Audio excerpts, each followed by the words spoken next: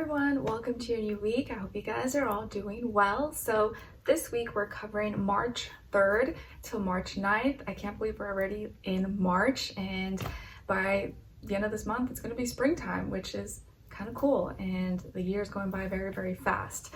So how are you guys doing? How are you guys holding up with Pisces season? Have you been going with the flow? Has it been chaotic?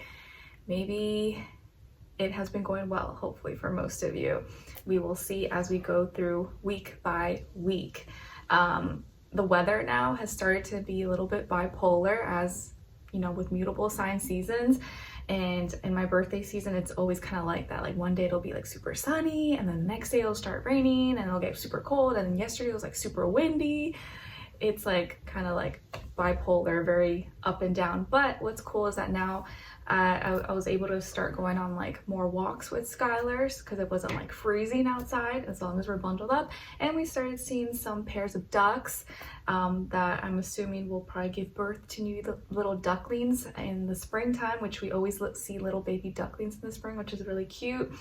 And Skylar's starting to learn, like, you know, different words and animals. He'll like say dogs, bird, and I don't know, it's cool, and I'm excited to see him grow up and have him kind of experience spring for the first time when he's kind of like more aware and not like in his newborn or like super baby stage.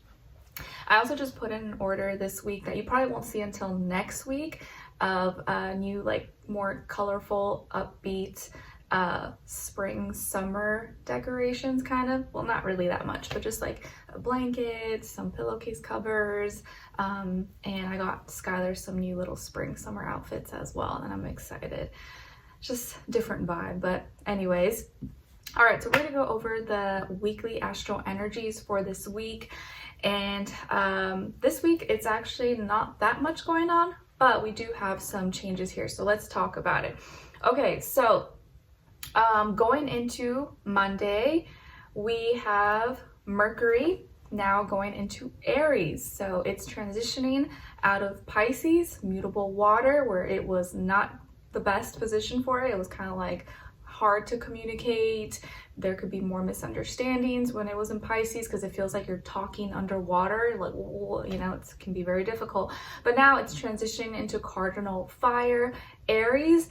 And what's funny is that I kind of feel like we got a little glimpse of that, especially right now as I'm filming. The moon is in Aries, and maybe tomorrow when I post this video, the moon will also be in Aries. And we got a little glimpse of that, if you know what I'm talking about, like that recent talk or debate or discussion, whatever it was, with the president and Zelensky, and it got like kind of heated and they were going back and forth. I was like, oh snap. I usually don't even like watch stuff like that, but my husband was watching. I was like, wow. Okay, so yeah, you got a little like feistiness in there, you know, whatever, regardless of what your opinion is. I'm neutral, I don't really care, but you people now are going to be a little more feisty, a little more fiery, a little more quick to react and respond, especially when it comes to communication. So whereas when Mercury was in Pisces, people were probably a little more understanding, a little more go with the flow, and naturally weren't as like quick to respond and react. But now with Aries, we're like thinking fast, communicating fast, and you may not be so patient with your wording or like want to make it sound nice and pretty. You're like, nope, you're so it's very, very feisty, but can also be very good for our passion, our inspiration, motivation, or if you really just need to get something out there and say what's on your mind. Mercury in Aries will probably give you the courage to do so. All right. Then on March 5th, we have Mercury now sextiling Pluto.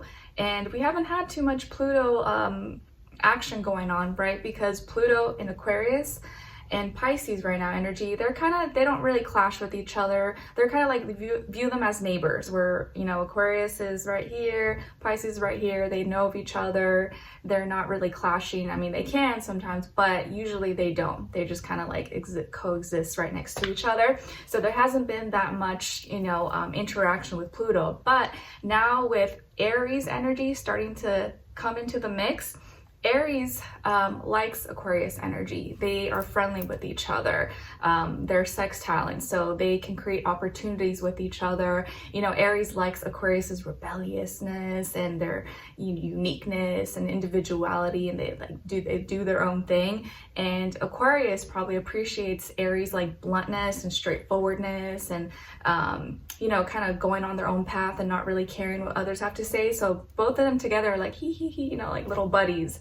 And what's interesting, a lot of times I do see a lot of Aquarius and Aries couples or people who date. A lot of times I do see that combination.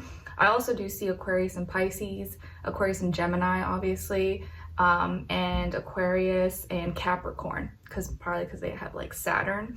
But I will say Aries and Aquarius usually is a kind of a common pair. You guys usually will like be buddies or like each other, be friends. Not all the time, I'm just saying generally, because I know some people will be like, well, I know someone and I hate them, or I don't like them, but there's always exceptions, guys, always exceptions, just general. So now on March 5th, Mercury is going to be sextiling Pluto in Aquarius. So how we're thinking and communicating, feisty, fiery Aries, you know, is creating opportunities for our transformation, death, rebirth, going through dramatic changes in our life that maybe we were hesitant on before, or we were procrastinating, or maybe it just wasn't the right time. Now we're gonna have like those ideas of communication that will bring opportunities for certain change. But the thing is, like, it has to be, it can be good changes or maybe not so great changes. So you have to kind of have practice self-awareness that you may have that you know, mental courage, or like they say, liquid courage, you know, like when you're under the influence and drinking, to like say certain things, but you also want to make sure it's not things that are going to lead to your like self-destruction as well.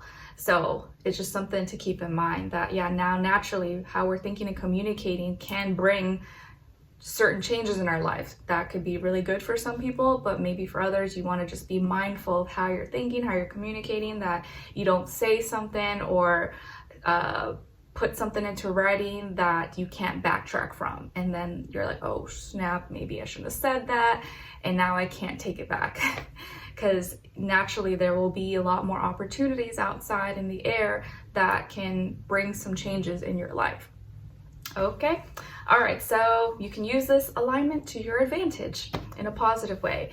And then on March 8th, we will have the sun, that's still in Pisces, trining Mars in Cancer.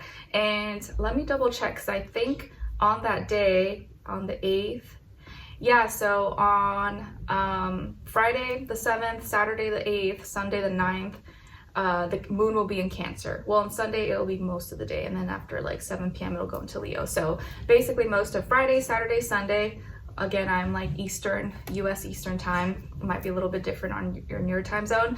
The moon will be in Cancer where it's home. And then on March 8th, the sun in Pisces is going to be trining Mars in Cancer. That is direct now. So we, our actions here we're going to have gifts to have more motivation to go for our passions, our desires, or feel like, you know, we have the energy to go after things, or we'll be in the mood maybe to express certain things, to go after something that we really want.